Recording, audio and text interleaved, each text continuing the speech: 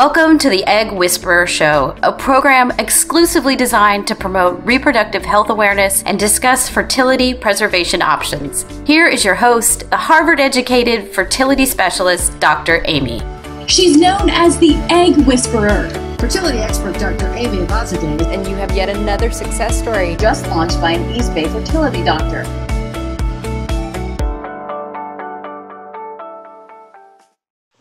Welcome to the Egg Whisperer Show. I have the legend, the most famous IVF doctor in the whole world, Dr. Jeffrey Scher, on today. And I'm so honored to have you back. Thank you for joining us again.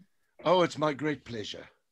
And I have the honor of calling you Jeff. So if you don't mind, everyone. Oh, you will, please. He is Jeff to me. I am so fortunate. But let me just tell you guys a little bit about Dr. Scher. So he's an internationally renowned expert in the field of assisted reproductive technology, influential in the births of over more than 17,000 IVF babies over the last 35 years. And I imagine you go places and people are like, Dr. Scher. And then you say things like, I knew you when you were 1 centimeter. That's true. That's true. And, you know, a lot of cool things about you. I mean, one of them is that you helped fashion the entire field of ART. And after training under the fathers of IVF, Doctors Patrick Steptoe and Robert Edwards, you established the first private IVF program in the United States in 1982 with your partner, Dr. Ghanima Masrani. And you then went on to open 10 more IVF centers throughout the US, most recently culminating in Scher Fertility Solutions. And that's kind of how I interact a lot with you. And my patients have benefited so much from the consults we've had related to reproductive immunology. And then you have offices in Las Vegas and New York City, but obviously patients who are, talking to you don't necessarily have to go there unless they're doing IVF with you. You've also authored more than 200 articles and several books, most recent of which is Recurrent Pregnancy Loss and Unexplained IVF Failure, the Immunologic Link. And you offer that free of charge, downloaded from your website, SHERIVF.com. And you can also call Dr. Scher's office, 702-533-2691. And I'm going to have this blog article written up to go with this podcast or however you're listening to this. So for people who want to also read all this information and go back to it, you guys certainly can. So Jeff, without further ado, let's talk about today's topic. And Sure. Let's get started. Can you just tell us, what is IUI? Break it down for our listeners. To put in perspective, people in the last century, up until the 80s, used to do intravaginal insemination of whole sperm. And it was effective. If the woman was fertile, the man was fertile, there were good results, as good or as bad as natural conception, which is about 20% per month of trying. Then they moved on to trying to use only the semen or the sperm part of the semen specimen. And as you know, semen comprises 98% milky fluid or the plasma and 2% sperm. So the idea was to inject a small amount of the semen, which is sperm and milky fluid, into the uterus. So doctors would inject 0.2 cc's of whole sperm into the uterus with disastrous effects. The results were terrible. Women got very sick because, as you know, semen contains prostaglandins. And when you inject this into the uterine cavity, there's a violent reaction in many cases. Some women even died from a type of an anaphylactic response. It was quickly discarded as an option. And then there was the idea, which is something proudly I came up with in 1982, along with a guy who since has passed at the University of North Carolina in Chapel Hill, Luther Talbot. He was the first board-certified RE in the United States. And Luther and I developed this technique of intrauterine insemination. So you're telling me that I'm actually talking to the guy who set up the first IVF practice in the United States and did the first intrauterine insemination, washing sperm to make pregnancy safer for women? We published the first paper ever on intrauterine insemination in the journal Fertility and Sterility back in 1983-84. And what I did was I said, we were starting IVF at that time. I'd just come back from Steptoe. We were doing IVF. And I said, look, for IVF, you need to get the sperm, separate the semen, the plasma from the sperm, incubate the sperm, and then fertilize the eggs. In those days, we didn't have ICSI. We weren't injecting sperm into eggs. We were just putting sperm in the eggs in the environment of the sperm. And so I decided what I'd do is do exactly the same thing. And we would basically take sperm that was separated from the seminal plasma by spinning it down through centrifugation. And then we incubated it. We thought the incubation would enhance a process we call capacitation, which lifts the little helmet off the top of the sperm's head, exposing the enzymes and enables the sperm to fertilize the egg better. So using washed, incubated, capacitated, in vitro capacitated sperm, we started to do a study.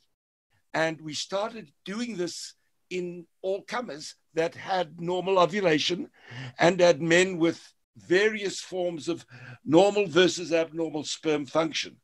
What we found immediately was that there was really no benefit in doing intrauterine insemination when there was significant male infertility. The results were no better than not doing intrauterine insemination. There was no benefit in doing intrauterine insemination if the woman had endometriosis. We can discuss this later. There's a really physiological reason why that's the case, because most of the problems with endometriosis occur through a toxic environmental pelvic factor. So as the sperm passes from the ovary to the tube, it crosses through an environment where these deposits release toxins, and this reduces the ability of the egg to accept the sperm.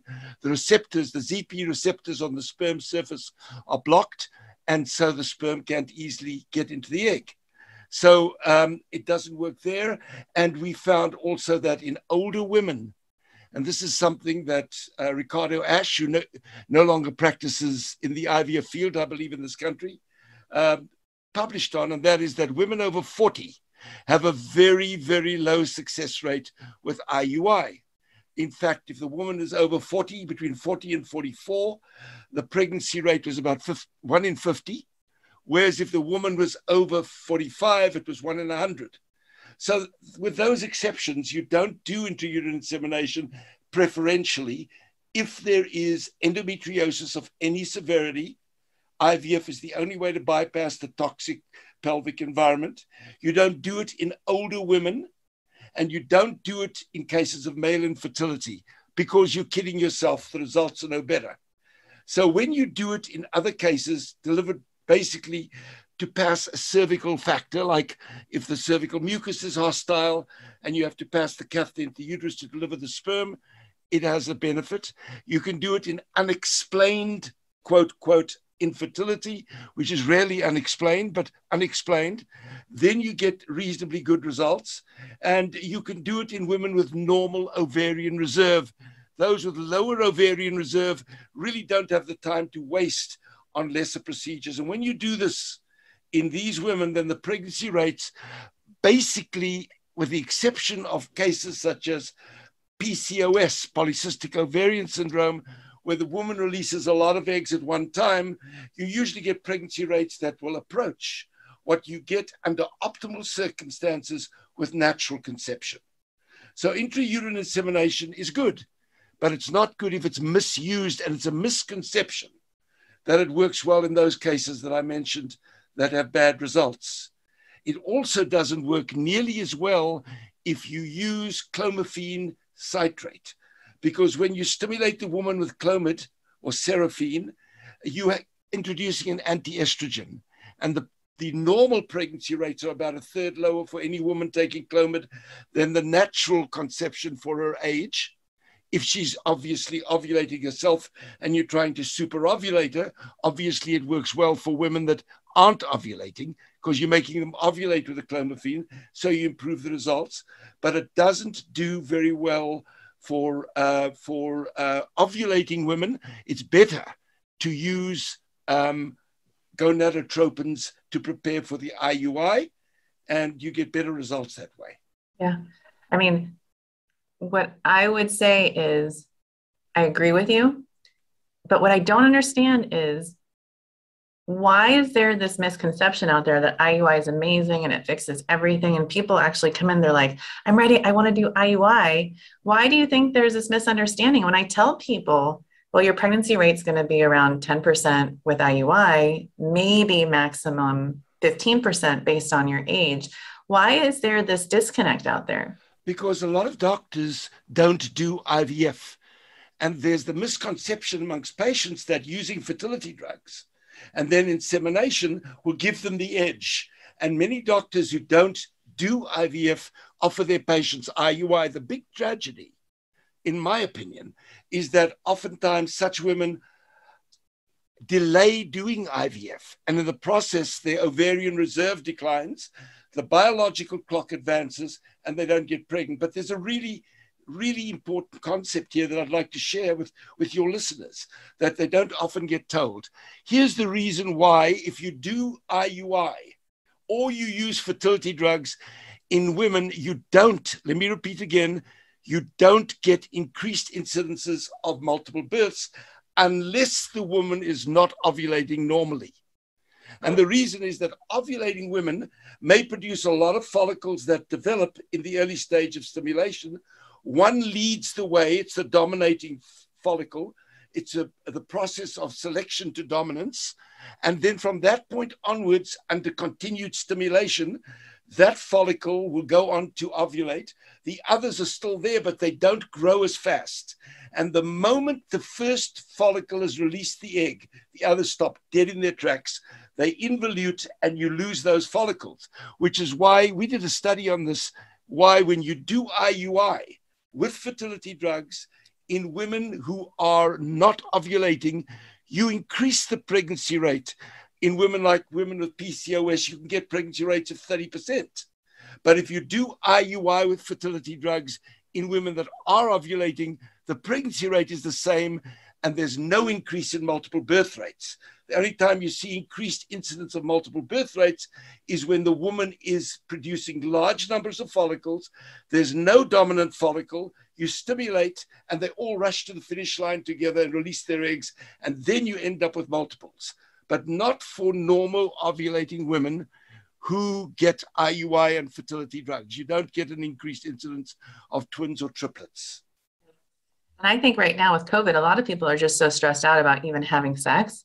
So sometimes IUI can help with that. I mean, I think yes, there's, I always say you can take it out of the bedroom and just bring it here. And I'll make your sperm sparkle and we'll do your IUI. But at the same time, patients just really need to know what their chances are so that if something doesn't work, they're not going to feel misled or misguided or, extremely upset. I mean, it's always upsetting when something doesn't work. But if you go in saying, okay, most people who do this treatment, they're not going to be successful. It's just part of human biology when it doesn't work. I think that counseling up front is really helpful. I think that's very important. I think it's important for people to avoid the misconception that IUI is this miracle procedure that's going to increase their pregnancy rates above the normal.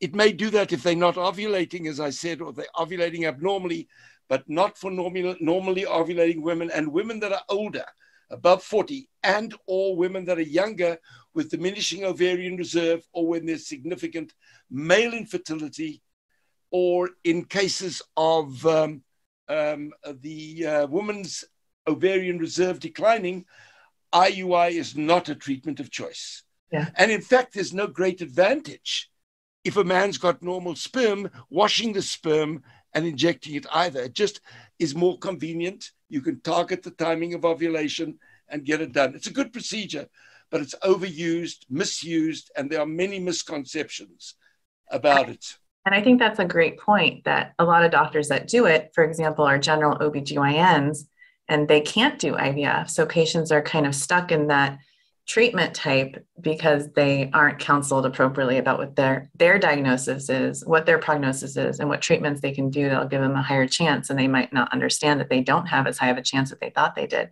So I'm pretty stubborn. And what I mean by that is, sometimes I'll see a patient and, I feel like in my gut, I'm like, IUI should work for this person. And let's say they're resistant to IVF. I've actually done 6 IUIs, 9 IUIs, 13 IUIs. And the number of IUIs that I've done for one couple is 23. And I have 23 gray hairs for all of them. It's a lot. I'm the godmother of their child. Her picture, it's an oil painting, sits on above my fireplace. But yeah, so I mean, it's a lot. But that's only like 4 scenarios of where I've gone past maybe 3 or 4 IUIs. And literally I can count 4 and that's it. But I see patients sometimes they've done like 12 IUIs. Oh, yeah. And I'm just like, wow. And it's not because they weren't educated people, it's because they weren't given options. So thank you for telling us. It's a pleasure. There's another one thing also. Yeah. In my experience, doing IUI using normal sperm in a woman that's ovulating, but doing it in a natural cycle doesn't really improve the chance of pregnancy. So I avoid and recommend strongly against what so many doctors do sadly, and that's repeatedly do IUIs and natural cycles, offering false hope of an improved chance of pregnancy. Yeah, pregnancy may occur. It can occur after 45 IUIs, but it probably would have occurred anyway. So it's just a question of being selective and having your patients understand the odds. The greatest travesty of all, as I said earlier, is watching people go through repeated IUIs when you know they need IVF, and you're wasting valuable time that many cannot afford to waste. And I think a lot of it sometimes is the misconceptions associated with IVF, and people are so afraid. So I just want to implore people out there to talk to an IVF doctor, and we're all IUI doctors as well, to really dig into the reasons why you're having trouble conceiving, so you guys can come up with a really great plan with a wonderful doctor like Dr. Scher. Jeff, is there anything else you want to add about IUI for our listeners? It's a wonderful procedure done correctly for the right patient. It's often overused, shouldn't be used in certain cases, but it is something that I think benefits a lot of patients if done correctly. And make sure your tubes are open. Oh, thank you. And I've seen so many patients that have gone through IUI only to be found later to have blocked tubes. And with blocked tubes, women should always realize the commonest cause of blocked tubes is inflammation, endosalpingitis. So if one tube's affected, even if the other one's opened, it doesn't mean it's normal. Usually it's the reverse. The other one, it's usually an equal opportunity problem. So yes, make sure there's been no history of pelvic inflammatory disease with salpingitis. I joke and I say that when I'm older, not quite, because I don't want to be like the crazy old lady with bumper stickers all over her car, but that's one of the bumper stickers I want on my car. If one tube is blocked, please assume that the other tube is affected by the same thing. Please don't waste time doing IUI after IUI. In some cases, certainly, you could get pregnant, but if it's very obvious that you're not, don't waste your time. Okay. That's a very good message. Very good message. Make that bumper sticker. I will. Thank you, Jeff. Thank you for joining us. Thank you for talking about IUI today. Learn so much every time I have you on. Will you come back another time and maybe we'll talk about IVF protocols or endometriosis? Be delighted. Thank you. Have a great day. Thank you. Bye. Welcome to the Egg Whisperer Show, a program exclusively designed to promote reproductive health awareness and discuss fertility preservation options. Here is your host, the Harvard-educated fertility specialist, Dr. Aimee. She's known as the Egg Whisperer. Fertility expert Dr. Aimee, and you have yet another success story Just launched by an East Bay fertility doctor.